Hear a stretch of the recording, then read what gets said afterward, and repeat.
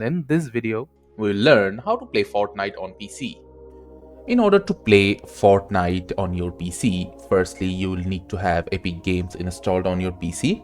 In order to do that, from the browser of your PC, just type in Epic Games, then hit enter. After that, the Epic Games website will be in front of you. All you need to do is left click on it. Now you will be redirected to the website of Epic Games. From here, from the top right hand side, you can see a download button. You need to left click on it.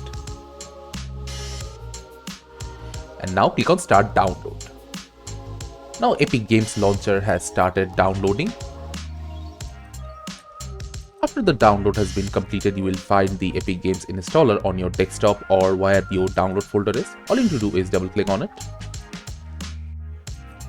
Now install Epic Games in your PC. As I have already installed, it is saying to repair it, but you can install it from here. After the installation done, all you need to do is from the search panel of Windows, type in Epic Games Launcher and click on open. Now the Epic Games Launcher has opened. Now in order to play Fortnite, from the search panel of your Epic Games Store, type in Fortnite.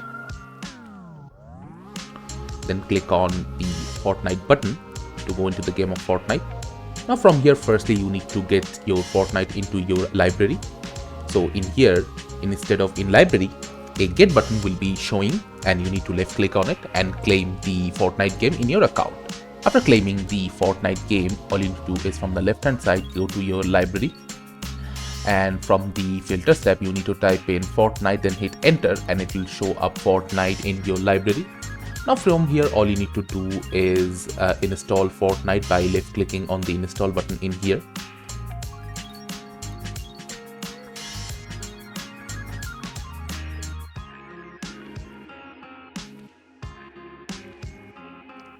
After the installation is done, you can click on the launch button to launch Fortnite.